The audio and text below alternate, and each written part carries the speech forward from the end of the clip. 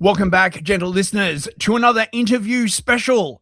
Tonight, I have with me the illustrious Tom Foe, content creator and rumored to be the Gen X Alex Jones. I mean, I don't know about that. Possible dealer in unmentionable psychotronic weapons. I don't know about that either. But like, like in my mind, it was real. In my head canon, and besides, I need like fancy way of introducing people. How you doing, Tom? Thanks for coming along.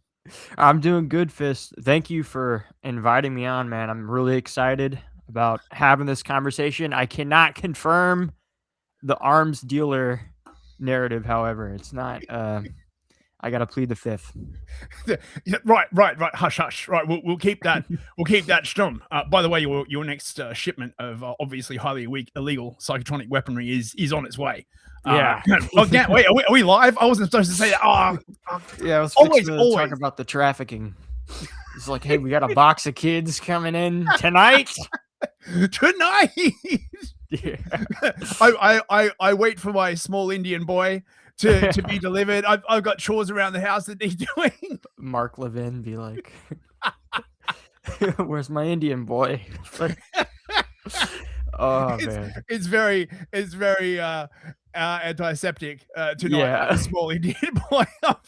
Exactly, dude. They're so supportive of them now. You know, they want as many as they can get. I don't know whether that's going to like work out, right? So like I get the theory on this that people have said, right? That what our masters, our betters, right? Like the people with character, right? Like not slobs like you and me, right? Not the filth that clusters like we're losers, right? Yeah, onto the toilet rim of the West, as it were, right? That what they want is like a highly compliant sort of like stupid population, right? That is like completely susceptible to like psychological warfare and arguments for emotion. But I don't. The Indians. I mean, okay, they have had like a massively rigid caste system. I will give you that. They're sort of like predisposed to, following orders, but they're not like the brightest tools in the shed, shall we say, right? Like, it seems to me highly likely that they would deceive their masters. If you follow what I'm getting. No, you're 100%. I don't know, man. So yeah, so I wanted to do a bit of Unk to Zoomer liaison, right? Back in my day, there weren't really younger people to talk to, so I thought it would be nice to see what's happening. I hear you're very into Pokemon Go's and the animes and. It's like you kids with your gay marriage, you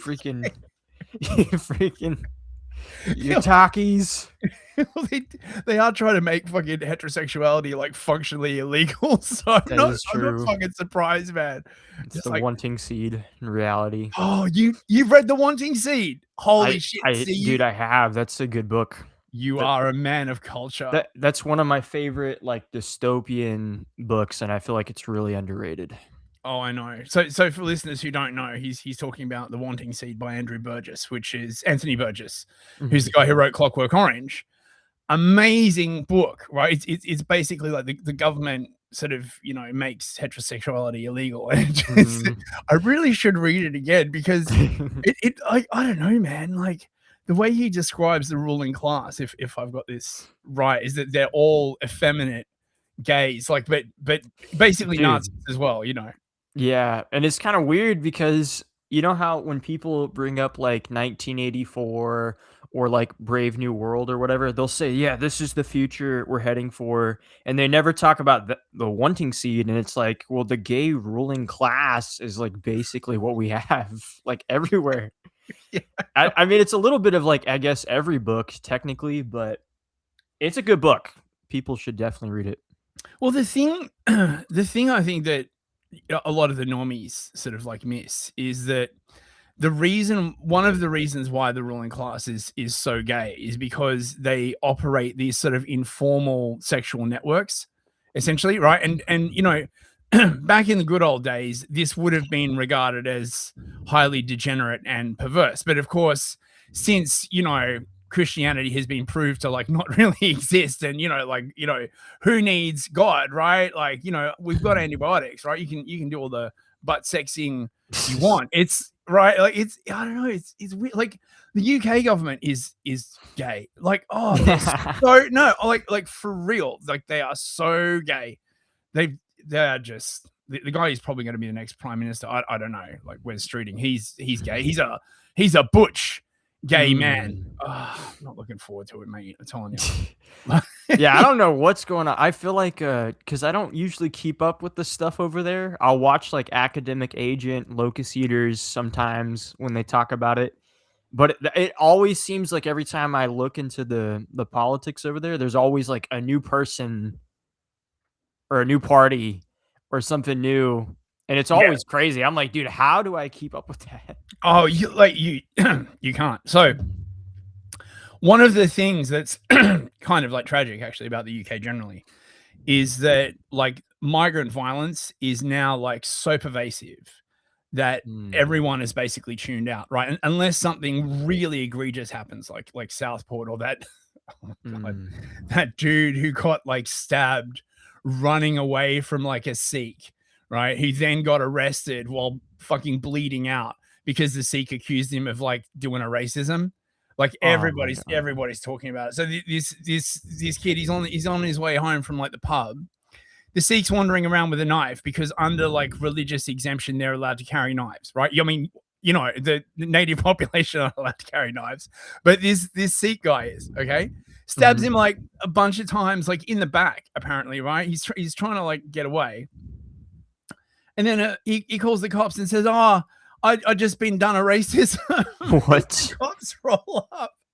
I'm sorry, this is not funny, but this is like the only way I could like cope with like just how insanely grim this is, right? The cops roll up, handcuff him, right? He's like, "Oh, dude, I've been stabbed." And they're like, "No, you haven't been stabbed. What are you talking about? Just walking off." And he fucking like bleeds to death. Oh my God.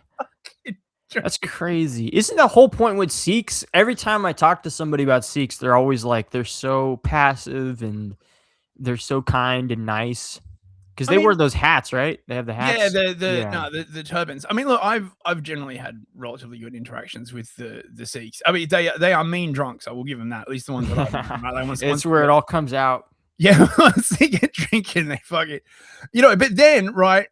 So the other aspect of this case that is completely fucking mental is that the Sikh man in question like phoned his mum up, right? And his mum came down, grabbed the murder weapon, took it back to her house and hid it like among like their religious knives, right? So that the cops wouldn't find it, right? But in what is honestly like basically a miracle, the cops actually suspected this guy. I presume all the stab wounds might have given them. Oh my gosh. So they go and search this dude's place. He's got the victim's fucking mobile phone with footage of the attack on it. Right, like it. But sorry, he did not racism to me. Like, it's so mental, and our government just keeps cycling like a, I don't know what you'd freaking call it, like some weird carnival ride. So it never ends. Well, yeah, I mean I guess it's just the civil service. What you guys would call the deep state.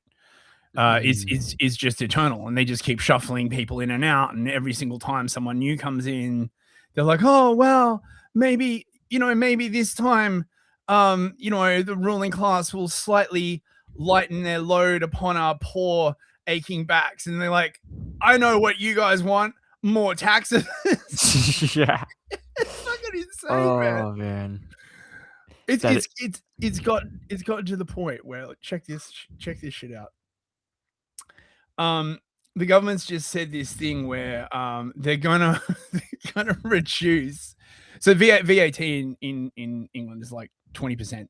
They're gonna reduce it to only 5% for certain selected holiday services over the summer holiday. Right. So this is the mindset that it's like the idea that you would just stop taxing the economy and let the economy do its thing is just verboten. They're basically like retards playing a game of civilization and just Oh, press this button. Yeah, it's grim. Sorry, I didn't mean to. Yeah, I just. Nah, I mean, it's crazy. It's crazy, but that's unfortunate about that guy, though. He did bleed to death with Oh that yeah, attack, man. yeah. He got stabbed in the lung. He fucking drowned in his own blood. Oh my god, bro. Well, I mean, if you think about it, he shouldn't have been white, right? If he didn't want to get stabbed. Yeah, that was the first mistake. Is you were born white, Yeah, and you thought you had a country. yeah. Well, I think you did. we don't punish people for immutable characteristics, except that one, right? We'll make an exception for that one. Yeah, but man, but yeah, it is crazy. So, what do you think of what's that new party that just is it the Restore? Yeah, restore. Yeah, That's the new one, right? That guy, yeah. didn't he win? Didn't they win something?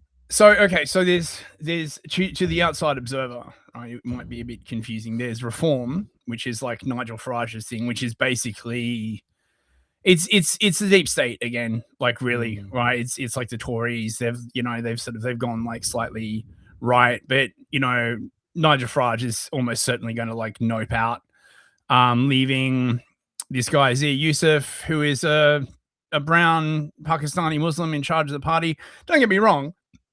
I'm sure he's quite right wing and all that, but it's not a good look. And then there's Rupert Lowe, who's Restore, and Restore is the like actual right wing party. They're like, remigration. We're going to like send tons of people back and all this kind of other stuff. And so, in a sort of reflexive, like I don't know, like a jellyfish like pulling in its tendrils or something, or like a moray eel like sliding back into its little slithery hole. The Uni Party are sort of like trying to make peace with reform and sort of barracking Restore, because if Restore gets in, it will be the final nail in the coffin of the liberal tabula rasa dream, right? That we're like all the same, and you could replace the entire population of any place with like Indians and Pakistanis, and as long as they had the right values, it would functionally be the same country. The melting pot stuff. Yeah. Well, is it really a melting pot when you isn't the whole idea of the melting pot that, right, you have all of these different flavors combined, right? You get out your spice rack, you're like, oh, we got some whites here, some Irish here, some Polish here, some Lithuanians, some Bangladeshis, right? No. If you get rid of all the white people, is it really like still a melting pot? I'll have to ask Israel Zvangli next time I see him. Wait, he's dead. You know where that came from, right? The melting pot thing. Yeah, it came from the Jewish playwright. Yeah. His name was like Israel something. Yeah, Israel Zvangli. Yeah, which is crazy because that was before they decided they were going to call their new state Israel. They didn't even know. No. Oh, yeah. Well, Israel goes back like a fair way. My understanding actually is that it was going to be called Zion, and then at the last moment, somebody unknown. I mean, I presume it was the Rothschilds would be the most likely guess. They stepped in and said, no, we're going to call it Israel. Yeah. And I presume the reason that they did that was so they could get the support of the Christians. Would be my guess. Whereas like Zion is less, Yeah. So what's it like? What's it like being a Zoomer in America? Actually, where in America are you? Like, obviously, don't dox yourself, but yeah, I don't like say which state I'm in, but I'm in like the southern part of the country, the South. So some people they don't get that, and then I'll use like southern slang, or like sometimes I'll have like a little tang come out in my accent, and it's kind of confusing. Right, but like southeast or southwest, because there's a bit of a difference. Southwest. Southwest. Okay. Okay. Yeah. So. Is everything going awesome where you are? Do you have a lot of Mexican friends? Oh yeah, no, there's lots of Mexicans, but there's Mexicans like everywhere. Really, like the places where you don't find Mexicans are like in the Rust Belt areas, and then like kind of like the middle, like the Midwest parts of America. That's where you can find like more rural towns where it's not as heavy. But pretty much every major city in every state, it's because I live in a big city, and there's always Mexicans and blacks and Indians, Yeah. and Muslims. So it's pretty big. I mean, I don't think you guys have America generally have the kind of Muslim like Islam problem that the UK has. Like Oh no. we have like whole cities now that have basically been taken over. It's pretty brutal. Mm. Like, I mean, it's an interesting argument. I was having with sort of the kosher centrist Americans a while back about like whether balkanization was going to happen in America, or in the UK, and they'd be like, no, no, no, no, no, like if we admit to the possibility of balkanization, right? It's I don't know, they had some fucking, but basically it came down to like we let the terrorists win, really, right? Like they wouldn't countenance the idea. But the balkanization is already happening. Like you can't get around people's like actual revealed preference, if you know what I'm saying, right? Like people are like actually like moving. And I wonder this about the US, like whether it's going to like balkanize further as shit goes more crazy, or whether, I mean, it seems like there's only like really two routes. Like either you you empower an incredibly strong centralized government, right? Like something like Yugoslavia, or what we've got in England, right? That presses down on everybody's life, right, 24/7 in an attempt to make this insane multicultural bullshit work. Or you just get balkanization, and as you see in like what happened in Yugoslavia after it broke up, without that central government and that sort of synthetic identity, everyone just goes back to their own communities as nature intended. Mm-hmm. Yeah, I mean, I've talked to a few people in space, and that's kind of like what they've been like betting on, is it just becomes more balkanized here. And I think, yeah, like that's just the way it's gonna go. Even with people who aren't even like politically conscious, like you said, it's just like natural. You find people that are in your group preference, and you do have a lot of people that try to do that just based off like lifestyle. Like you'll have white people that they don't mind hanging out with Mexicans or some blacks because they share like the same type of like quote unquote culture or whatever. But it will get to a point eventually where like you're going to have a black dude shoot a white guy, or you're going to have something happen and people will pick sides. Like Charlie Kirk was a pretty good example, because a lot of people who didn't even know who Charlie Kirk was were celebrating him dying just because he was white. That Yeah. no political motivation, like, and then they came up with the reasoning after. They're like, oh, it's because he said all these racist things. They didn't know that when they were first talking about it. They just saw a white dude get shot and they thought it was hilarious. And the problem here too is you do have a lot of white people like that. They'll see white people get punished or killed, or just like horrible things happen to them. And because they have like this white guilt mentality, they get the same type of satisfaction and they'll celebrate it as well. So balkanization is just, it's going to happen. I don't know if it's going to be like as extreme as some people are saying, but you can't, avoid it. It's like Yeah. it's just impossible at this point. Like you're going to have people become more tribalistic, and at the very least, oh yeah. I mean, look at this, right? I I don't know, like I am very distrustful of like polls and statistics, like particularly from stuff from the New York Times. Oh yeah. But New York Times CNN shows that nearly 1/5 of white and Hispanic Democrats think that white population decline is a good thing. It's actually larger than that. Sort of really well. Oh, that's about right. Do you think white people declining as a share of the US population is generally good or bad for our society, or does it not make much of a difference? So 18% of whites think it's a good idea. 10% of blacks, that's weird that it's so low for blacks. 19% of Hispanics, and 15% of others. And the people that say it's somewhat and very bad for society, only 4% of whites, 16% of blacks, 11% of Hispanics, and 20% of other. I don't know like what other would be, I right? mean, yeah, maybe like mixed races too. I don't know how they would count like people who are like half black, half white, or Hispanic or whatever. You know, I've always wondered about this, right? Like if white people don't really exist, then how do they do these polls? You know, something to think about. Yeah. 74% of white people say it doesn't make much difference. 71% of black people, 66% of Hispanics, and 65% of other. I mean, that's I mean, it's wait, hang on. I knew there'd have to be like fuckery, right? So the total size of this poll, they asked 363 white people, 93 black people, 77 Hispanic people, and 66 other people. Yeah, like that's you're like the poll stuff, it's fucking weird because it's like people keep throwing around poll numbers and it's like, dude, this isn't even 1,000 people in Mhm. total.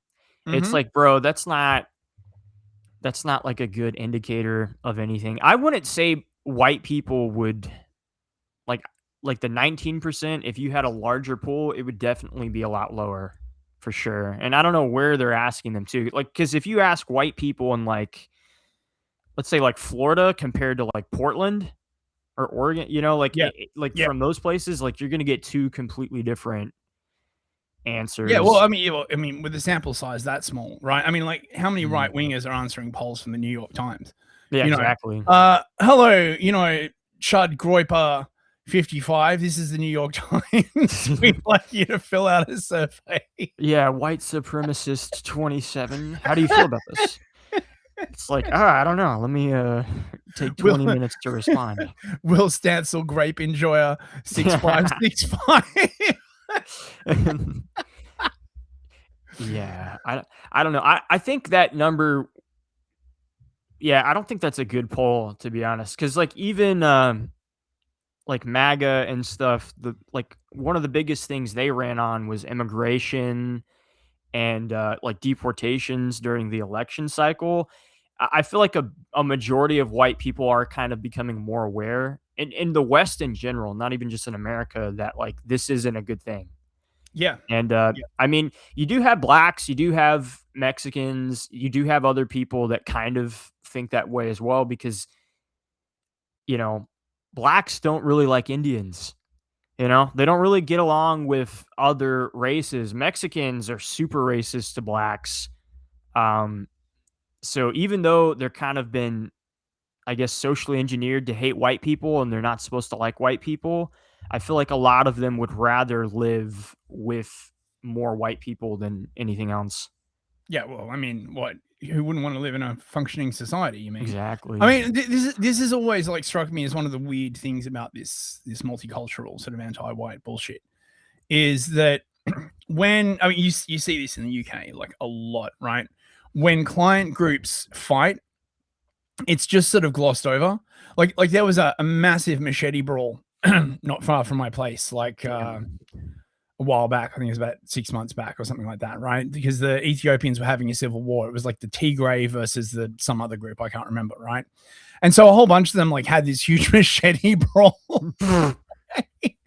London, you just man, I just love the diversity and the culture and the finding seven fingers. No, it's not like that, but and like that just like it was just sort of glossed over. Like no one really commented on it, and you're like, you are literally importing all of these people who are like at civil war with each other, and you're just, so what's your opinion on what's happening with Trump? I have it on pretty good authority, actually, that everyone loves Trump. See, look, Oh here, yeah. I got something to show you that proves that everybody loves Trump, right? World star hip hop, Oh right? no. The august, I can't fucking believe this is real. They're clearly like just pivoting towards the black vote at this point.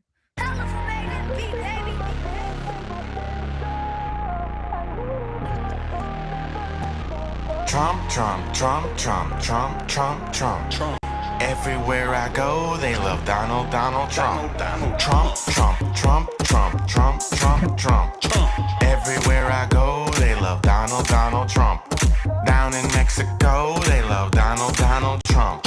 Flew to Italy, they love Donald Trump. In the Middle East, they love Donald Trump. Met some Africans, they love Donald Trump. Even in China, they love Donald. Okay, right. I mean, Oh my gosh, what the fuck? dude.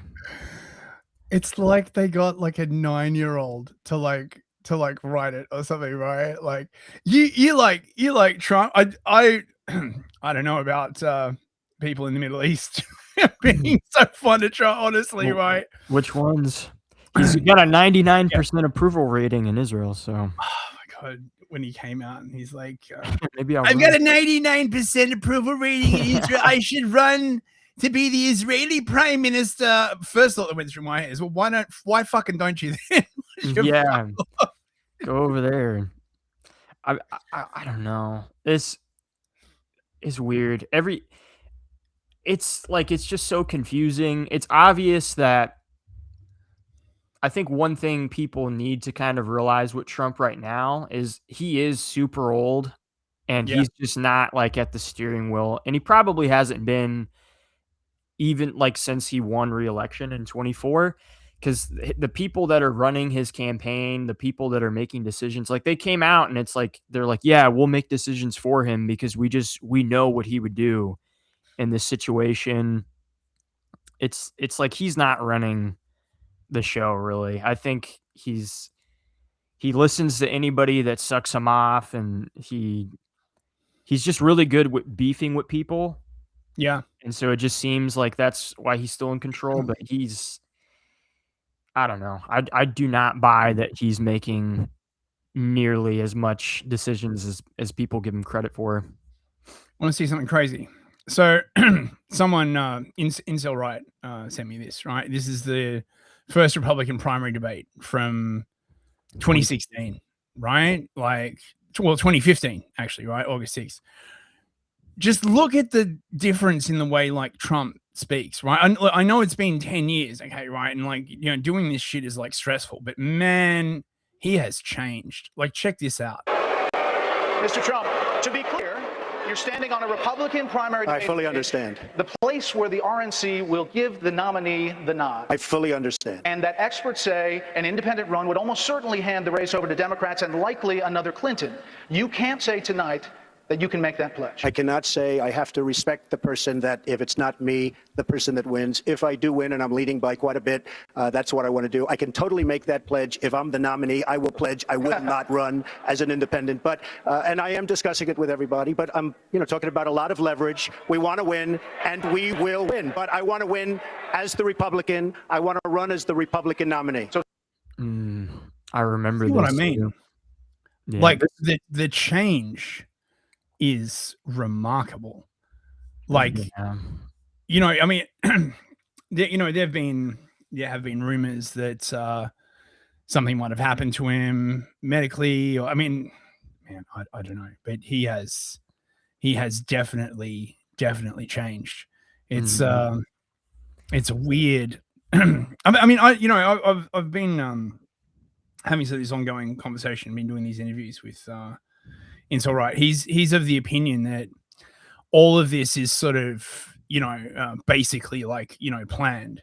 And I am of the opinion that because I study a lot of history, that what's happened to Trump is the same thing that's happened to like many leaders through history, right? They get like trapped by their own hubris. They get surrounded by like yes men and dick suckers.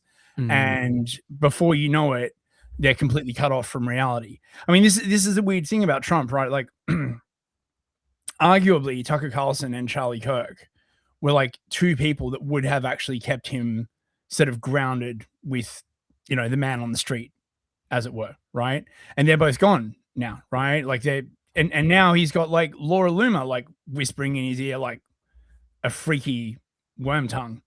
Yeah, literally like Lord of the Rings, just freaking. And I mean, that's what it is. Like, he really just kind of because I remember this like actual event, like watching those debates, because I wasn't even 18. I was 18 right before the election happened, so I got to vote. But 2015 is when I really started kind of getting into politics. And it was because of him, because of the way he would just act on stage, and it was so cool. Like I remember the GOP really wanted Ted Cruz. They didn't want Trump to have the nomination at all, so they were fighting him, and everybody was underestimating him, and they would call his wife a whore, and then he would come out and call Ted Cruz's wife like fat, and then Ted Cruz got like so offended and had this huge press conference talking about how that was so like unnecessary. And it's like, dude, you called his wife a whore first. So it's just he's been captured by the media, and he gives so much. He like really values their opinion, and all of the same people that were with him at the beginning, he's betrayed them. Like none of these people in his cabinet today were there when he first started, pretty much. Like Alex Jones was one of the first people to give him an interview and take Yeah. him serious. And that was in 2015. And I mean, he threw him under the bus. And he like I said, he's old. Maybe it is something medical, but it's more likely, like you said, the yes men that are surrounding him. But I mean, also, man, right? Like he didn't like pardon Alex Jones, right? Like lift him from that lean on Infowars.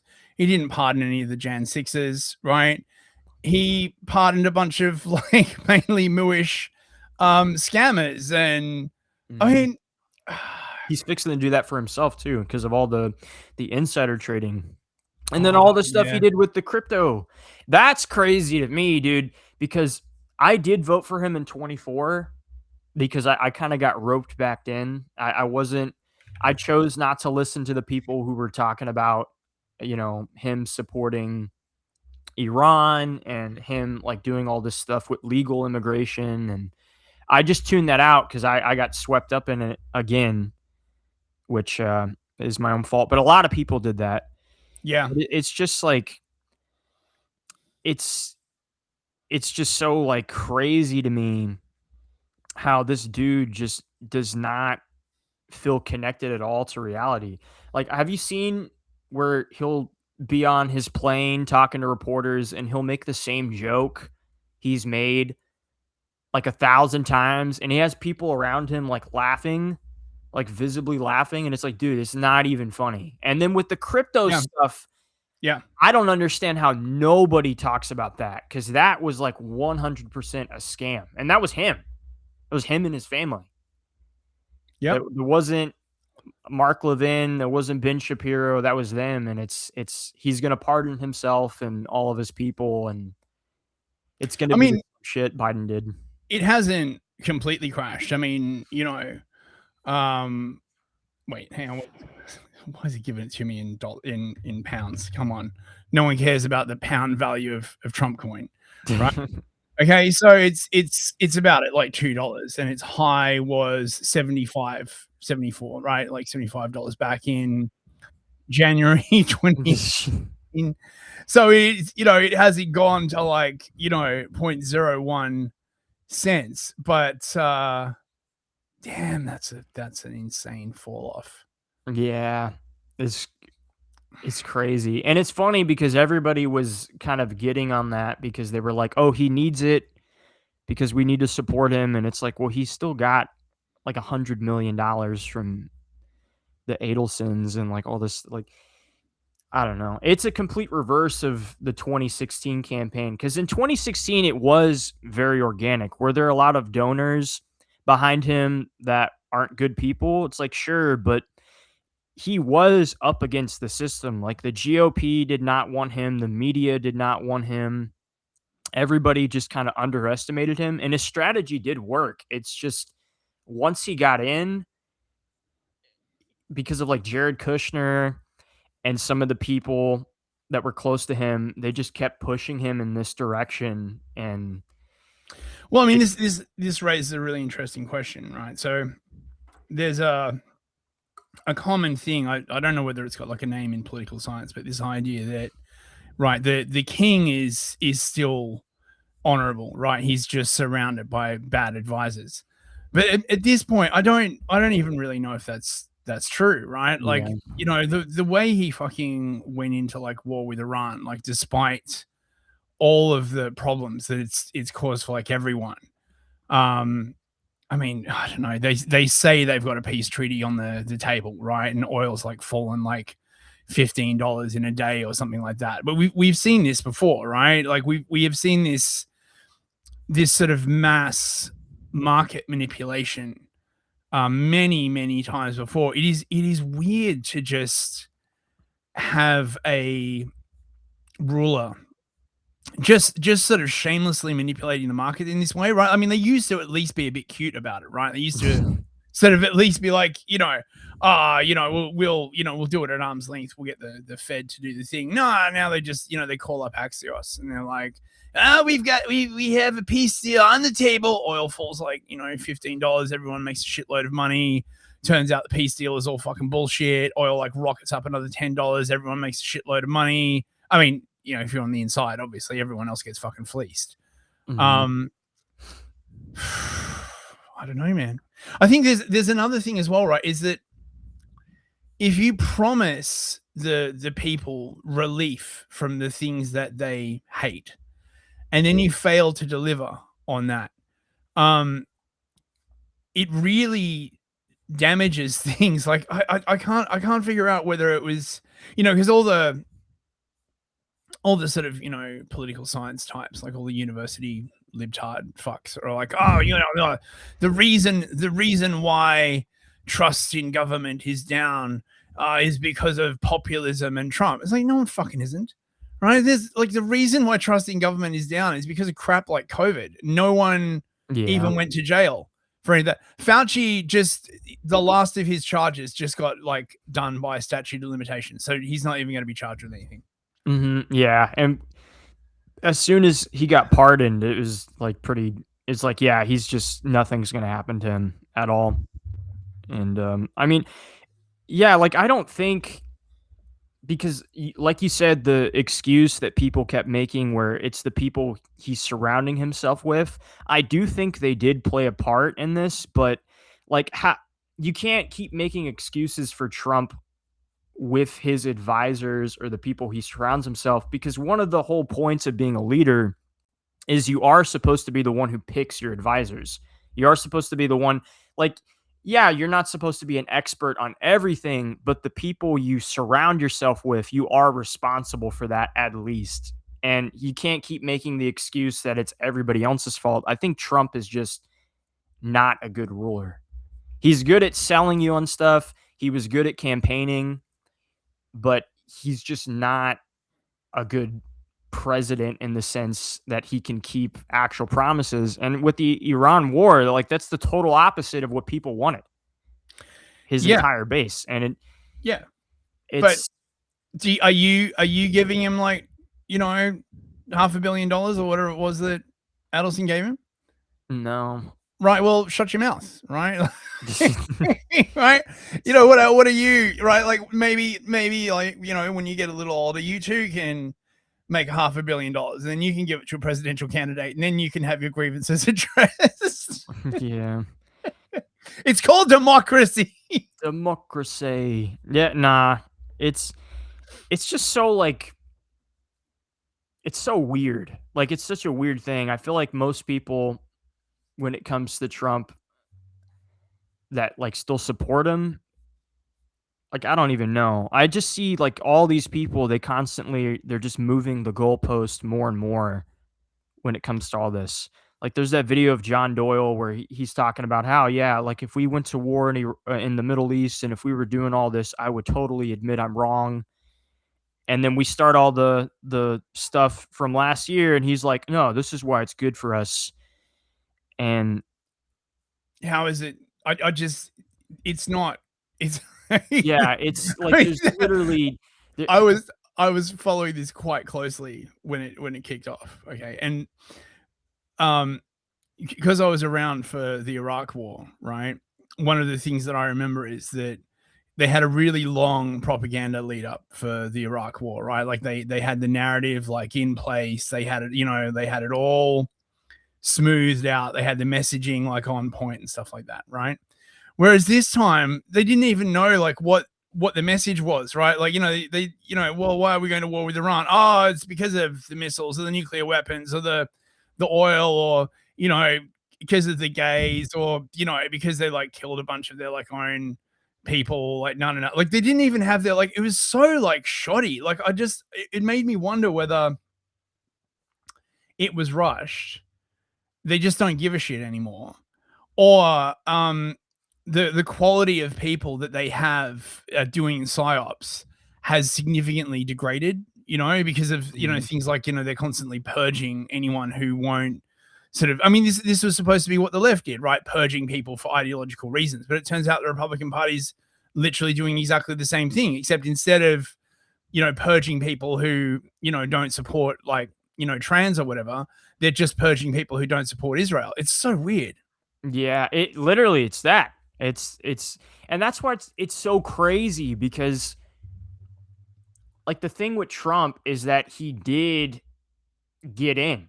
He did get in. He was in a position to where he could have done maybe not everything, but he could have done so much more. And then it all just went in the other direction because it's like everything is in favor of Israel. I know you and Artie watched like that debate with Nick and Steven Crowder.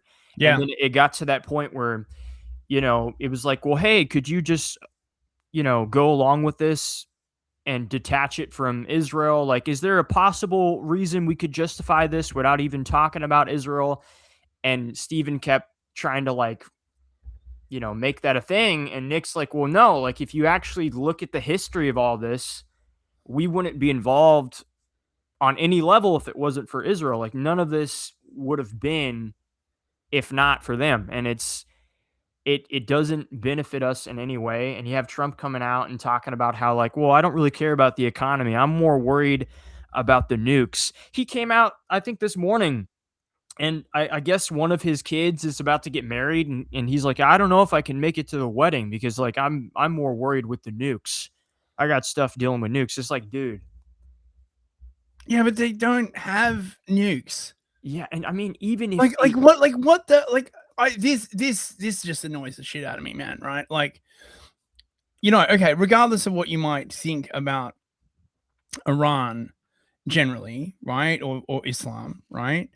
Iran are Shia. Okay, so they're like sort of like Catholic Islam, right? They got like a proper priesthood, and they've got like a pope, sort of, right, like a mini pope, like an Ayatollah and stuff like that, as opposed to the Sunni, who are like basically like Islamic Protestants, right? Like they don't. So the Sunni are just like any moron can pick up the Quran and instantly understand it, right? Like that's why you get stuff like ISIS, for example, right? They're all Sunni because they do that like weird stuff where just some rando picks up the Quran and is like, well, according to this passage and according to this passage, like we should like totally just start like mercilessly killing civilians, right? The Shia would never allow that, right? And Khomeini like outlawed nuclear weapons with like a fatwa because he said basically under Shia Islamic law it's like an abomination. So I mean, I guess you could say, fine, never trust a Muslim, it's all bullshit, they're secretly developing like nuclear weapons. But then the Israelis and the Americans have been gunning for Iran like literally forever. This is another thing that like just falls by the wayside. Like all of the times that America has involved itself and Israel has involved itself in Iranian politics, right? From overthrowing Mossadegh to like, installing the Shah, the CIA helping with Savak, which was like the Shah's sort of intelligence / secret police / torture agency. Like, I don't know, man. Yeah, it's just it is weird. Like you don't know, is this the plan? Did they have like a plan in place? Is it all just incompetence? Does it even matter? Does Israel really care about like the messaging, or at this point are they just trying to squeeze as much like juice out of this as possible? Like they don't care They know it's not going to last forever. They're like, all right, forget the messaging, forget the psyops. We don't care if people buy it. We're just going to go for it. And like my thing, because I went on Focus Strip like the night that we started bombing Iran this year and the war like officially, I guess, technically started.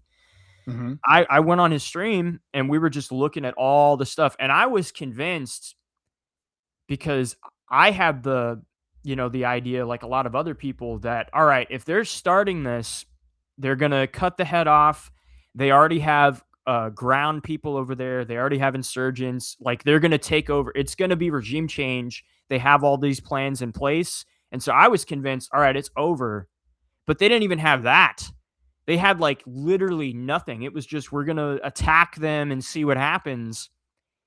And they weren't prepared for Iran's decentralized like command center because or like the drones. Like, it's like, dude, look, the Americans and the Israelis have been far too cute by half. Okay, right? Like, they have used this exact same model of warfare against what? Okay, so Iraq, Libya, Syria.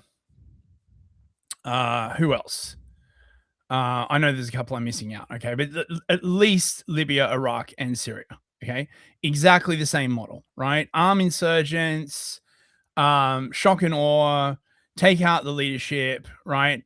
Don't really, Afghanistan as well, right? Don't really try and actually gain any territory, right? Just control like the major city, make yourself a green zone, extract resources, fight a constant counterinsurgency like campaign, and then at some point like fuck off and leave, right? yeah, And so the idea that the Iranians wouldn't have noticed this, right? I mean, the what was that fucking Project for the New American Century paper? Wesley Clark talked about it like back in, it must have been like 2001, 2002 or something like that, right?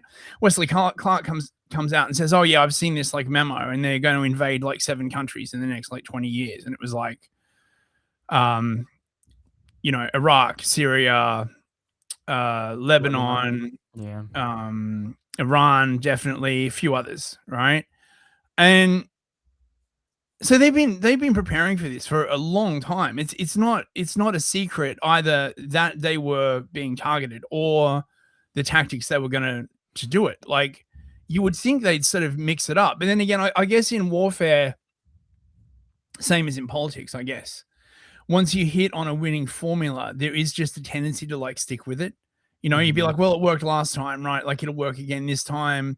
Why adjust a winning formula? But like, that's in my opinion, that's clearly why the Iran thing didn't work, right? Because the Iranians clearly knew like what they were going to like do, and so they prepared against it. The funniest fucking thing was, I don't know if you like caught this, where like they gave a shitload of like guns to the Kurds to give to the supposed like Iranian separatists, right? That were gonna start and the the Kurds ground war. Yeah, the Kurds just kept the guns, bro. Because, dude, that's what I was thinking. I was like, all right, I was giving them too much credit. It's like, all right, they have to have like, that's why they're doing this, because they would be at least sure and assume that Iran was going to have like a different game plan, because they've been talking about doing this since the 90s. I've seen videos of Bibi Netanyahu talking about Iran with nukes and shit. Yeah, from before I was even born. So yeah, it's like, yeah. And then now I like a lot of people I've been talking to, they've been saying it's more of like Iran is just secondary. They're not so worried about beating them quickly now. It's just more to gain territory in Lebanon, like southern Lebanon, for Israel, because that's really where they've been making a lot of ground, and nobody talks about that. Like, the news doesn't even cover that part. Yeah, and that's so, a really good point. That could be, I mean, I don't know. Like, I'm just a dude who like looks at this shit like everybody else. So, like, I'm not like a professional or an expert, but it does seem like the only people that have really been winning is Israel with Lebanon. Like, yeah. So that could be the main reason they're doing all this in the first place. And indeed, that's apparently, I mean, I don't know if any of this is true, but apparently this is what keeps scuppering any kind of peace deal. as well, right? Because the Oh, yeah. Iranians also want peace in Lebanon, and the Israelis are like, well, no, like, you know, Lebanon is ours, but you know, it's part of Greater Israel. Mhm. It's I don't I think I wonder whether you're right, whether they just, you know, the Israelis, they just decided like, fuck it, we're gonna go for broke, right? Like, you know, I wonder whether, so you know the whole 2030 thing, right?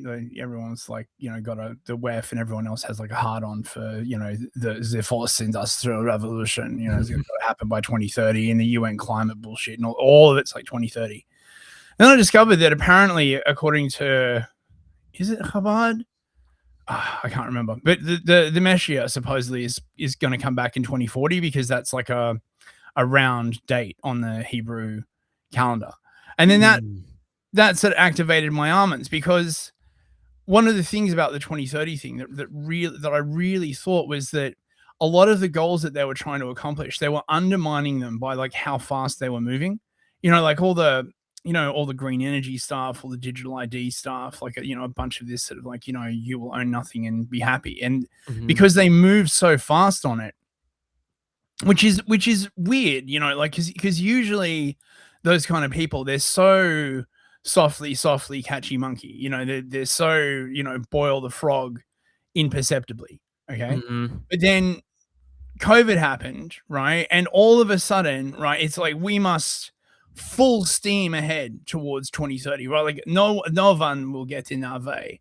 Like, it's, and this just made me wonder, right? Like why is this date so crucial, right? Like, why couldn't they bump it back to 2035, right? Why couldn't they just say, okay, we have revised our plans, it's going to be like 2040 now? No, they haven't done any of that. They've like just stuck to it, despite the fact that 2030 is only what, 3.5 years away now, Yeah. and they're just speeding up. Sorry, go on. No, like it is weird, and that's why I kind of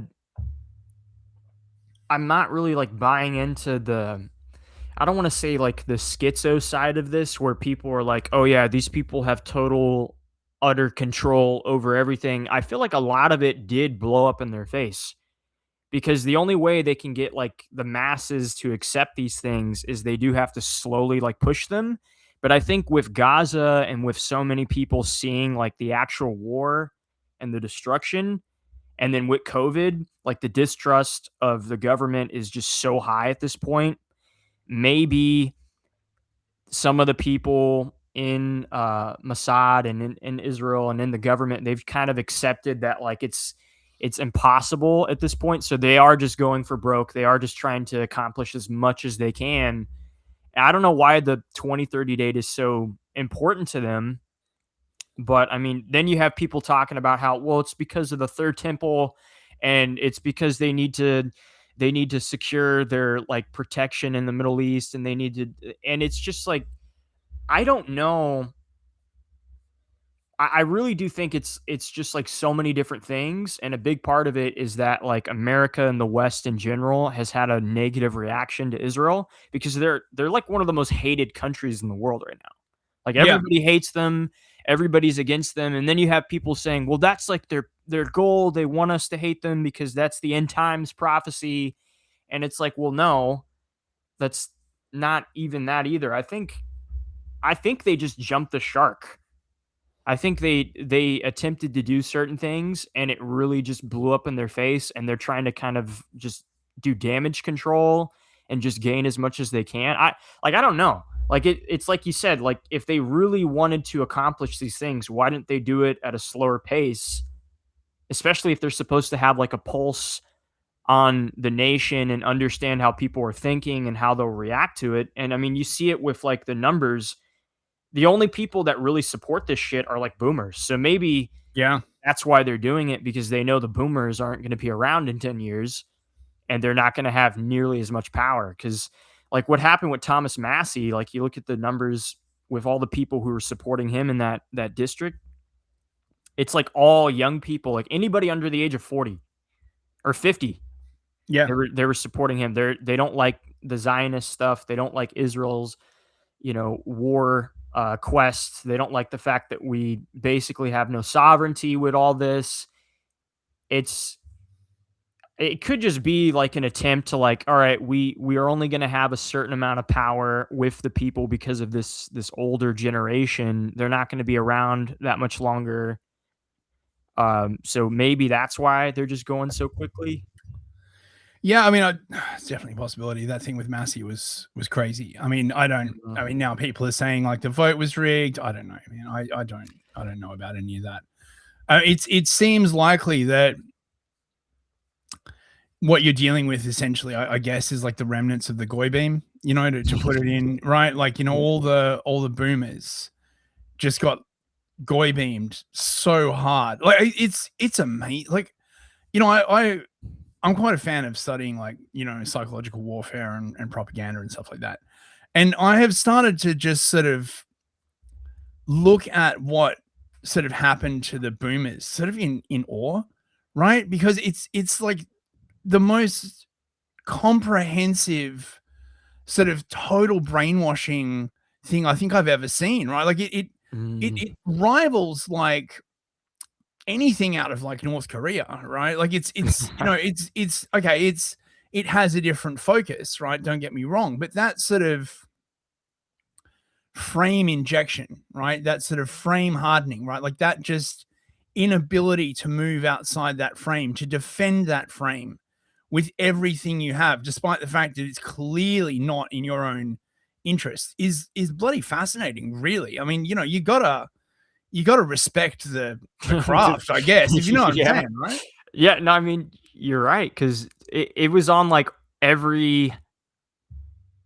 from every avenue you could think about when you look at boomers. It was like everything. It was politically, it was culturally, it was like from the religious perspective, because they injected like Judeo-Christianity and made that like the main religion of the country, essentially. Like all the president's religious advisors are basically all Judeo-Christians, and that was like the main thing in America, and it's just kind of died out. But it's like the boomers, they did just get totally fucked, like on all of that. It would be, it's impressive to me when I talk to people and they are boomers and they're not in that, because not all of them did get, you know, brainwashed, but it's such a small number of people compared to the total population. And I kind of feel bad for those guys because they had to basically go their entire life just being an outsider in their own country. Yeah. Yeah, it's brutal. Like it says a lot about how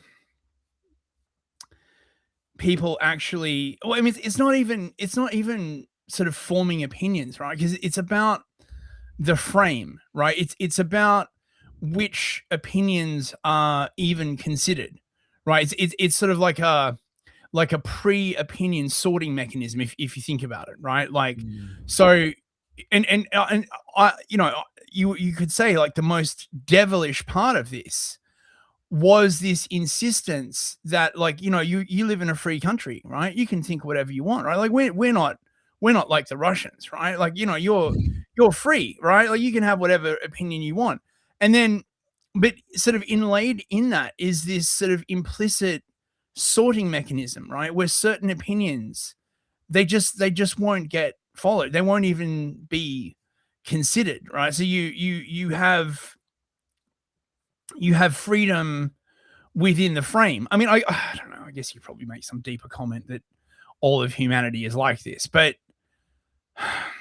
I don't know, man. I'm still kind of fucking impressed. I think the internet was what broke it. Like finally, like really, you know, sort of back in my day, you know, when you just had like 3 or 4 or 5 like television channels and 3 or 4 or 5 like newspapers, and that was it, really, right? Like, you know, before the internet came along.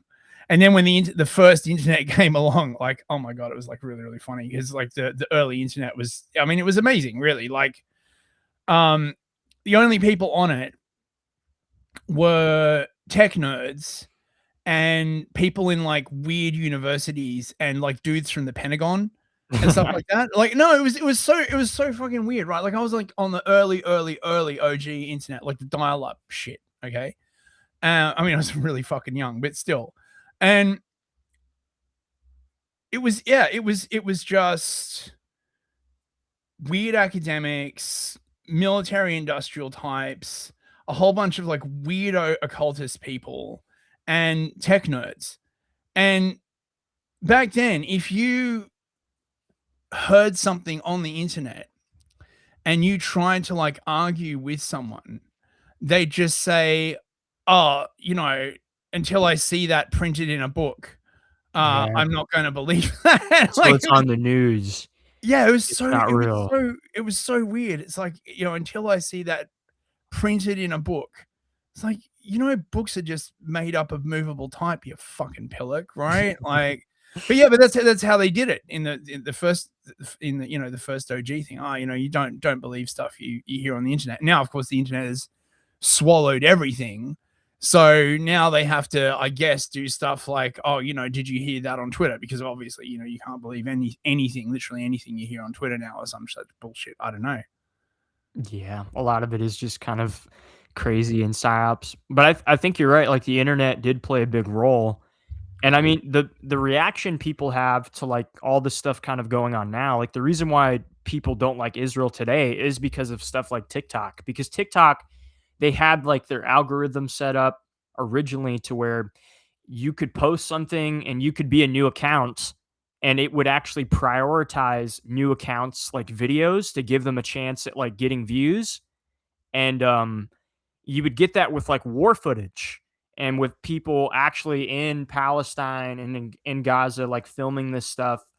And you kind of saw it in real time. Like, I guess, like with the earlier, like Iraq war and all that stuff, you had like the original WikiLeaks, like back in like the early 2000s with like the videos of the soldiers like gunning down the No, civilians. yeah. So I mean, And that was just one video. yeah, right? and The that collateral but murder video. but like the people who saw that, like the actual people who weren't chronically online, it made them have like such a reaction to the war. And with like TikTok and with stuff that was going on with Gaza, that was everywhere. And it was because of the algorithm set up. And so now they had to get control of TikTok and they had to, it's almost like their entire plan for social engineering was based off the old like media systems, the Yeah. news, the newspaper, like academic books. But now you have like Imperium Press and you have Arctos Journal and you have like all of these different people that can publish books that couldn't write and get published 20, 30 years ago. And so all these systems, they just don't have control of it. And I think it's too late for them to kind of set it up in that way. So that's definitely why. Yeah, I mean, it is too late. I don't think they can put the toothpaste back in the tube. I mean, they're clearly, some of them have clearly decided that the way around this problem is to abandon the Zoomers and focus on the alphas, or I don't know who comes after the alphas, the betas or whatever. Okay, right.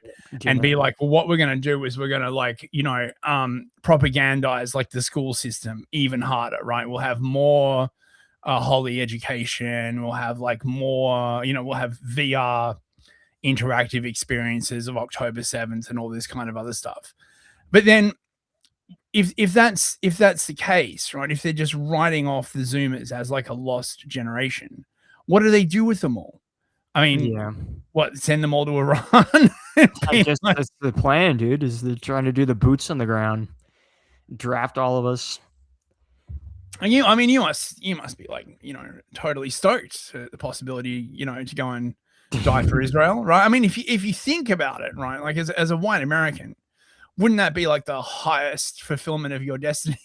That is the greatest honor of any man, is to die for a foreign country. I want to die, dude. Please send me over there.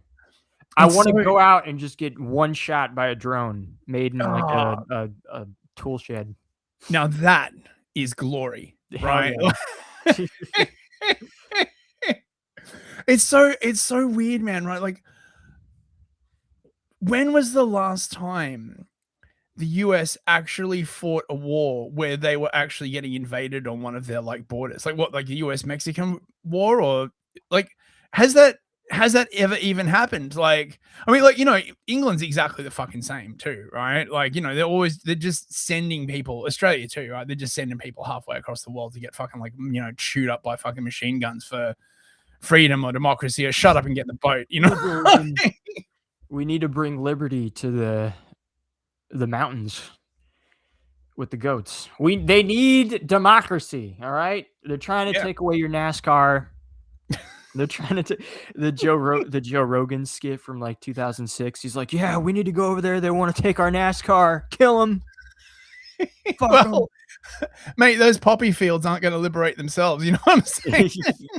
Yeah. Yeah, dude. I mean, it is crazy because you're right. They are like kind of giving up on Gen Z and they're trying to prioritize Gen Alpha, but they've created a problem with Gen Alpha to where, and I think like everybody I talk to that like kind of know, because Gen Alpha, they've entered like the older ones, they're in high school now. They're entering that kind of sphere and they're just as radical, if not more radical.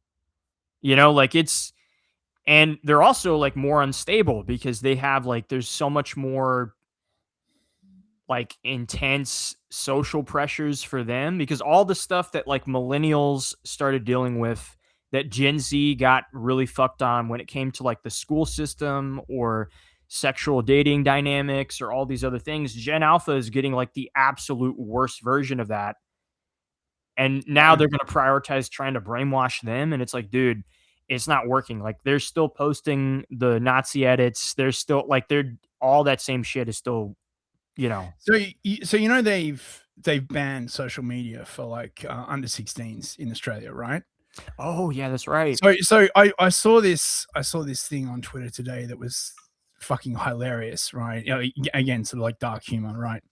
But the government's, one of the NGOs is basically saying like, oh well, since we banned social media for under 16s, they're no longer reading the news, right? And we're worried this is going to impact their civil participation, right? So civil participation, civil society organizations is just code for government propaganda, basically, right? So they've banned them off the internet, right?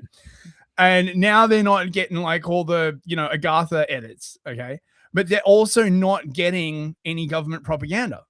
And I mean, what are they going to do? What are they going to like put like posters up on the side of bus stops and shit? That's not gonna work, right? Like it's such an insane paradox, right? From the point of view of government, like they just rather them. This just seems very, very badly thought out. They're just like, we've got to stop them posting the Agatha edits. It's undermining our country. You know what's crazy about that too? What like doesn't make sense with them doing that is because I get it. Their goal is to ban like the social media, ban the radical propaganda or whatever, and then it's to like keep them in the school system where they can properly like indoctrinate them. But that doesn't work either because now you have, like you said, you have kids that are not being exposed to either version of propaganda. And because they're not, they're going to be more like present when it comes to the real world and to their own society. And they're going to constantly see their society deteriorate and like degrade. And that's actually going to make them even more radical. So I don't even think they've thought of that because. And they're still pushing all the anti-white stuff and all the like feminism and all the forced homosexuality stuff as well. Like yeah, like it really seems like they just don't understand. There is like a generational divide, and their plan is to kind of replicate, I guess, the things they did with the boomers, get them into a position to where all the media is controlled, the schools controlled, the books are controlled. And it's like, it's just not going to work because then you also have the Zoomers, and who's Gen Alpha going to get along with most for the majority of their adult life in the first like decade? It's going to be Zoomers. Yeah. And so they're going to have that as like a way to be exposed. But it's plus like, you can take someone who is indoctrinated and woke culture, and if you have them live in a society or a city where you have all this insane migration and you have like rape gangs and all this shit, that's going to make them, regardless of the propaganda, not buy it. They're going to know, because like even though people aren't inherently like insanely intelligent, they don't need to be. You can see that it doesn't work. And you can see that you're kind of being made a public enemy just for being the skin color that you are in your own home country. And it, like I'm saying, I guarantee you they're going to be way more radical than people think they are. And Yeah. it's going to be all over the West too. It's not, and like are they doing the ID verification as well in Australia? What, digital ID? Yeah, aren't they? I Didn't mean, they pass all that over there yeah, too? I mean, it's totally coming. I think, I mean, it's been decided, right? So the only thing that sort of remains is how to force it on the population, right? Like how to cajole and threaten and, you know, do it sort of on the sly. Um, yeah, I mean, Australia is one of those countries where they try out all the hideous shit there first before they unleash it on the rest of the world, because it's very sort of isolated, and the cities are all very, very separate. So like sort of if you think about it, like each Australian city is sort of like its own perfect petri dish. It's not like somewhere like the Mm. US where there's just tons of leakage like back and forward from everywhere. Like each of the cities is, you know, is quite isolated. So they try out a lot of the evil shit there first. Um it's I don't know, man. It's gonna be like, I mean, this is the other thing, right? Like, you know, the way it used to work, or the way they're still trying to make it work, right? Is, you know, if you you know, you say the naughty words, you don't get with the program, they'll cut you off from society. But this only works if the number of people you're trying to cut off from society is like 1 or 2%, right? If once that rises to like 10%, that's not going to be effective, because all you're going to do is essentially just create like another society outside of your society, because you're excluding a large enough number of people that they can sort of basically form their own parallel institutions, you know. It's Mhm. I feel like a lot of the assumptions that these plans were built on were basically boomers. And you know, you see, like, you know, I know you sometimes like watch our stream, when me and Artie sort of, you know, look at all those conferences, all those like mooish conferences they have, where they're like, you know, all, oh, you know, it's it's totally horrible that people think we like run this bitch. Oh yeah, by the way, here's another $20 billion, and they're talking about how they're going to like censor everybody and control the education system, and like, I mean, but they're all boomers too, and Mhm. the Zoomers that they're bringing up, they don't seem to have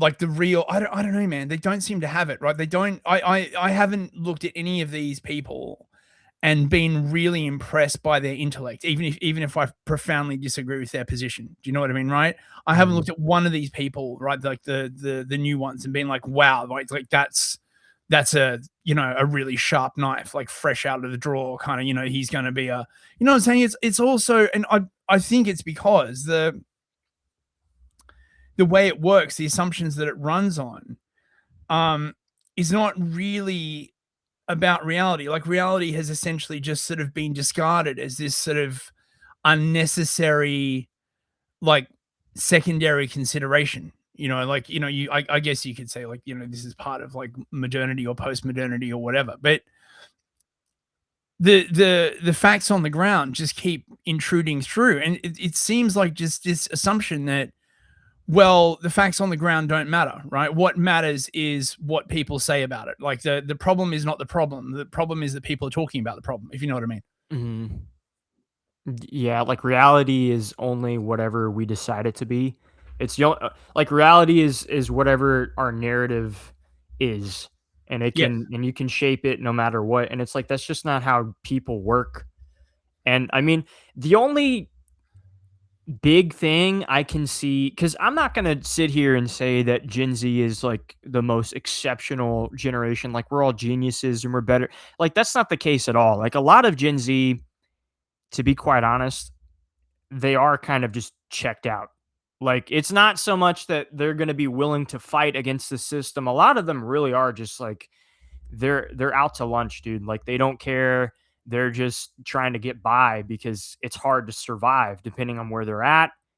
And a lot that does kind of radicalize more and more people, but still a majority of Gen Z, they just don't care. And I think a big play that like the older guard is kind of banking on is that this generation just checks out and they just smoke weed and watch porn, and they just kind of fuck off enough to where there's not enough of them that are kind of waking up. But the problem is a lot of them are rejecting those things as well. There's like a higher number of people in Gen Z that don't drink compared to other generations or even do drugs. And but it's still, you do have to acknowledge that a big portion are doing, something to kind of sedate themselves. And the government, I feel like they do kind of want more and more of them to kind of go that route. So I don't think the material conditions really support that. Right? Like it's not like back in the day when everyone could like afford a house and a Weber grill and a job that they'd be at for like 20 years, right? And they'd just be like, I don't care about politics. All I want to do is grill. Right? Like you can support political disengagement if the economic situation is good enough. But but once the economic situation declines past a certain point, everyone gets pissed off and then they start looking around for a reason. It is really weird the way like Gen Z like just stopped drinking. I gotta say, like that's quite unusual. I mean, like I'm Gen X, right? And and everyone not everyone, but a lot of people in Gen X were just doing that like full hedonism thing, like just it was sort of the triumph of materialism in a sense, right? Like there's no real deeper meaning to life, right? Like just enjoy yourself and then you die, and so there's no reason for probity. There's no it is weird. Like I actually think it's kind of bad for the birth rate if everyone stops drinking alcohol, honestly. It kind of seems like it, yeah. Yeah, because I think that's that's how you hook up with. Well, I mean, I don't know, right? Like maybe the Zoomers have some like new sort of meeting ritual that involves like broccoli haircuts and TikTok edits. I don't know, right? Like a big thing with Gen Z is a lot of them just don't have sex. But like with the alcohol stuff, that is true. Like a lot of them, they don't drink, but they do drugs. That is like a thing. Like it's very rare for me because even me, like I don't really do drugs at all anymore. I'm pretty sober now. I'll drink like if I hang out with friends every once in a while, but I haven't been like blackout drunk in a long time. But for a while, I didn't drink at all. All I would do is like just smoke weed. And, like a lot of Gen Z, they do that because you have like dab pens and stuff. So you can just get like a fix of drugs and you can go to work and you won't even smell like weed. You'll look like shit and everybody's going to know you're high, but everybody's doing it. So nobody cares. But, because there is like a sedation for sure. And there's a lot of isolation with Gen Z as well. Like a lot of them are very alone. Yeah. They have the internet. So they have a lot of problems. And arguably, like you said, like it probably would be better if we were drinking and having kids and, I mean, it just, I don't know, man. It sounds like hell, right? I mean, like, look, shit was rough for Gen X's as well. Well, some of them, but like, I don't know. For Gen Z, it just seems like everyone is recluse maxing. I mean, I guess it's the internet and probably, I mean, feminism kind of like helped. Like, oh fuck me, I can't imagine what it'd be like if I was on the dating market now. Fuck, I think I'd just become like a monk or something. I'd just be like, this isn't worth it, right? Like fucking, just the whole thing with trying to date women is sketchy enough, like, on its face, right? Without the idea that they could like literally have you thrown in jail for fuck knows what, you know what I mean? Like they could just literally say anything and, like, it's crazy, man. It, Fucking crazy. yeah, it is crazy. Because you definitely have like a lot of like insane shit with women, like where they can accuse you of doing stuff you didn't even do. And I know people to where that even happened to them. Like you hear about stories on the news where some girl accuses a guy for doing something at a party, and then it turns out like 2 years later he wasn't even at the party, but it's too late. His college already kicked him out. Yep. Friends already betrayed him. I know stuff like that that's happened to people like that I know personally. So it is like widespread, and feminism has had this weird effect to where it is kind of rooted everywhere. And with Gen Z women, even the ones that are not feminists, they still have like a feminist mentality, even if they won't admit it. And you see it in a lot of like the conservative spaces, the covert feminism, and like especially the religious circles. So it's everywhere. And it is like a problem because it makes trying to have a serious relationship with them basically impossible. So when it comes to Gen Z and dating, it really is just for hooking up, and it is like a hedonistic just trying to get off, and it's not about starting families because there's a lot of issues with that with the family courts and with just trying to buy a home, and it is probably the most. I've said this before, and I've had conversations before. I think the one thing that will like fuck the West up completely, if not addressed, is like the sexual dynamics in the future generations, because they just don't get along and they are not like working well together. Yeah, well, you know what would fix that, right? Have you considered being gay? I Ex- hear it's quite fashionable now, right? exactly. You know, like, That's the look, problem. We're supposed to adopt kids. Supposed to be gay and adopt like no, look, right? Like you could, look, untouchless. exactly. Okay, look, you could find yourself a nice boyfriend, right? Adopt like a child, like through a surrogate, right? Oh, it's so like It is well, weird. I really wonder, right? Like how many? Because I've seen the data on. I mean, obviously, it's gone back a bit since like the like peak woke, like whenever the hell you'd call that, like I don't know, like 2022, 23 or something like that, right? It was coming out and they were like, oh, did you know, fantastic news, like 50% of Gen Z is like gay. I'm like, I don't fucking believe that, right? I don't believe that. But it does make me wonder how many people in Gen Z are sort of in kind of like forced gay in a sense, right? Like they're not really gay, but it's the best that they can get, right? Like, they can't handle being alone. They've like, they've watched too much fucking porn. They've been like, into the sissy hypno or some like Oh crazy yeah. stuff, right? I really, man, like it's fucking, it's sad, man. It's really, and the thing is, right? Gen X was like, like fucking doing like, a shitload of drugs and all that kind of stuff. But and the first tentacles of feminism were sort of like creeping in, right? But women did still like actually want sort of like men, right? I mean, even if you're all gothed up and you had like the eye makeup on and you're wearing like a leather skirt, right? You were still a dude. You know what I mean? Like I don't Yeah. know, it's weird, man. Yeah. Very, very weird. Like what this social engineering.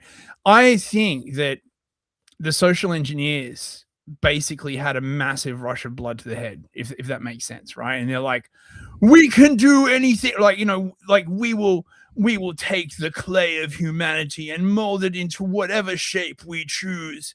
And it's like, well, you tried to like fold it too many times and now it's broken. So fucking good job. And so they're like, well, that's okay. We don't give a fuck. We'll be fine. Yeah, like they played God too many times, and they overstepped their boundaries a little too much. And the mouse utopia, like it is still a thing. Like the mouse utopia is going, and it is strong, but I think they lost control of it for sure, and they don't know where it's going. But like what you said with the gay stuff, like where people are like, oh yeah, they're forced to be gay, that is 100% a thing. Like also with those polls, like those studies, you have to consider how many of that is coming from women who just say they're bi. Because Yes. dude, the amount of women that say they're bi and they're just not bi at all. It's insane. Like I've personally, and I don't really talk too much about my dating life. But besides like a few serious relationships I've had, I've mostly just dated for fun, I guess, like everybody else. Mm-hmm. But I've dated tons of girls briefly that were like, yeah, I'm bi. And I had conversations with them about it. And it's like, do you even find women attractive? And when they're around their friends and stuff, they'll be like, yeah, women are hot. But like when you're in closed doors with them, they don't want to kiss girls. They don't like girls. They don't want to be around them. It is 100% like a social thing. Yeah. Yeah, because people are highly attuned to social incentives, right? And like they don't want to like sort of put it that way, but like, I mean, everyone talks about like virtue signaling, but really, things like bisexuality can very much be like a virtue signaling sort of thing. Like, oh yeah, I'm down with I don't know, the revolution, or I'm not, I'm cool, right? It's cool to be bi, therefore, like you're bi. I mean, man, Yeah. I mean, sometimes you get like the crazy ones for like I feel like it's definitely worse for like dudes. When you meet a dude and he's talking about how he's buying shit, it's I do think they're a little bit more serious, but most of the time when you talk to women, they're the ones that it is 100% just for play. But with like dudes, you'll get shit like Verillium where he is like posting pictures of his ass and fucking like, dude, what the fuck, bro? Yeah, it's nuts. It's really weird. I get like what you're talking about where if I was from a past generation and if I was considering all these things and looking at it, Gen Z would look like alien. It's just there's so much weird stuff going on. it's not. I mean, the way I look at it is, I guess, because I got a good understanding of all the social engineering they've been subjected to, right? Like, it's not alien per se, like any more than you'd sort of like look at someone who was grown in a cage and be like, oh, isn't that weird that they're like all fucked up? I don't think it's natural. Where do you think it's all gonna go from here? Have you got any predictions on like how it's gonna shake out for Gen Z? Well, I mean, it's kind of hard to make a prediction, but I'm kind of thinking that either what's going to happen in Gen Z's lifetime, and it might not even be because of Gen Z, it could be because of the future generations, because I do think they're going to be more radical and you're going to have more extreme variations in the future. But in Gen Z's lifetime, like before we're dead, everything is either going to balkanize, collapse, or it will kind of just slowly get worse. And then you'll kind of have like the Andrew Wilson approach, where you do have more and more people actually attempting to start families and kind of control the decline, survive it out. So I think ultimately it will be fine. But I mean, I don't know. You could have like an incel revolution where, younger men are more isolated. They can't start families. Women don't want to look at them and they just say, fuck it. We're going to kill everybody and burn everything down. Like they don't even want to attempt to try and like save it or remake something new.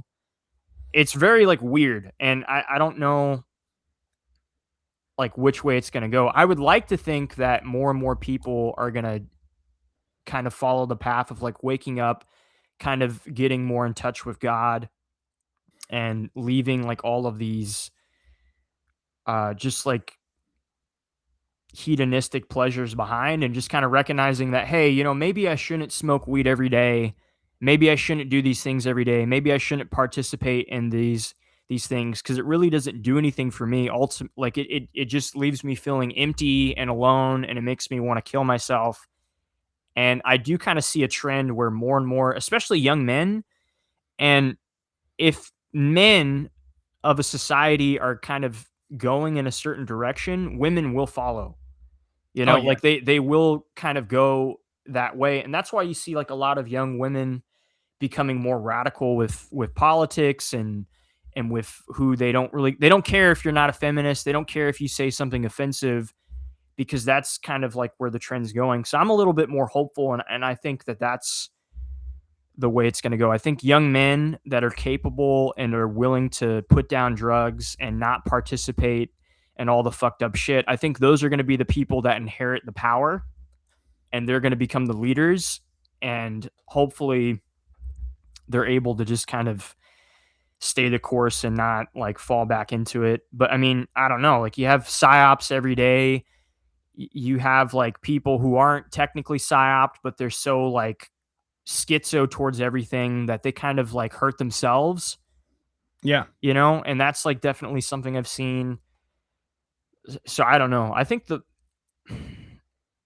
I do think the biggest problem is definitely like dating. Because if people aren't making kids and if they're not having like good families, you're just going to have more fucked up individuals in society. And those people are just going to become more reckless and just start more conflict. I think there's a definite possibility for like a really serious religious revival among the Zoomers, like because of what you're saying. Like, I think that having sort of access to hedonism sort of so pervasively and from such a young age, some of the Zoomers are going to make this realization like much younger than it would have taken, say, people from Gen X. You know what I mean, right? Like, you know, a lot of people from Gen X, they only sort of like realize this by the time they hit like their 30s and 40s. But, you know, I mean, maybe that's the way out. Maybe like a religious revival. And you're right that those people are going to like wind up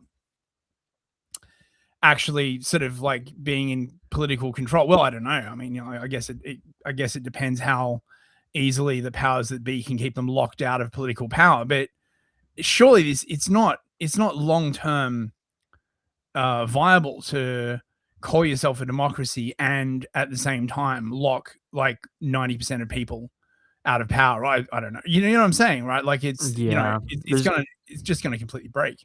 Like there's a reaction. Like all of this is because it's not just with Gen Z, like everybody, like Gen X, millennials, everybody kind of recognizes that there's something wrong to everything that's going on. That democracy, whatever they call this, is not that. And you have people like me that are kind of like, well, maybe democracy, the tyranny, which is like the tyranny of idiots. It's just who can you socially engineer the most to support whatever you believe in to vote for you. Maybe that's not even the right path forward. Maybe it's something different. And I mean, the fact that people are kind of discussing these ideas, it's just showing that this is a natural reaction that humans are kind of having to all of this. You know, like why did a certain group of people get kicked out 109 times? Because there was a reaction from the places they were in. And I don't see this as really any different. I think it's just kind of like on a mass scale where, you know, you like Gen Z, they want to have a purpose. Like young men in this society, even the ones that do partake in like degenerate pleasures and stuff. Like with me, when I was just kind of going around and doing drugs and fucking all the time, it's like, yeah, it's fun. But after a while, you really do kind of think about it. And it's like, damn, like what's really going on with my life? You know, like, am I actually going to do anything? Do I have a purpose? Do I have meaning? And with a spiritual revival, you do get that. Like with me, I was raised as a Judeo-Christian, and then I became an atheist for a while, and then I became agnostic, and then I kind of just, you know, started really kind of internalizing my actual thoughts on it. And I was like, I do actually believe in God. I am actually a Christian. Whatever version I was raised to be is not the truth, and that's not what I want to follow. But it has given me like a peace with a lot of things to come back to Christ and to come back to God. And I see that with a lot of young men. And so Yeah. I think that is the key. I think the main pathway out of this is God. Yeah. Yeah. I mean, I agree with you 100%. And it's weird that so much, I mean, you know, you can look back in history and look at sort of like new atheism as sort of like the peak of this undermining of religion, right? Like where it was just like it was sort of like a victim of its own success in a sense. Like it just got so fucking ridiculous that it began to undermine itself, right? Like, yeah, I'm hopeful, right, that there'll be more sort of a religious thing. Anyway, we're at an hour and a half, so let's thank you so much for coming, Tom. I really appreciate the view from the Zoomers. It's a fascinating subculture. Oh, and your hair looks like a broccoli stick. That's very trendy. I've never done that. I've never done that haircut. I've never gotten a fade. I've never partaked in any of that. I just want to make that clear. I know I'm a chicken, but is that a Negro thing? Negroes. I did have a wigger phase where I was super into rap music, but that's gone. Yeah, there's still some remnants of the dialect, but it's like, yeah. But no, I appreciate you having me on, man. I actually really liked this conversation, and yeah, it's important to talk about this stuff, and I'm really grateful you had me on, dude. I'm Yeah. down to do this again whenever you want. We totally should. Where can people find you on the interwebs? On the interwebs, well, I have a YouTube channel called Tom Foe. I post political stuff, just conversations, basically talking about different things. That's like my main thing. I also have Rumble, so if I get videos that get taken down or stuff I don't want to censor or even exclusives, I'll have that on my Rumble channel, which is just Tom Foe on Rumble. And then I'm always posting on X. I'm very active over there. I like just saying crazy shit on all platforms. You're a good follow on X. Would highly recommend. Yeah. I appreciate that. But thank you, man. Thank you for having me on. Yeah, no worries, man. Thanks for coming. All right. So that was Tom Foe. We'll see you for the next interview. Thanks for coming, mate. Thank you, man. Thank you, Fist.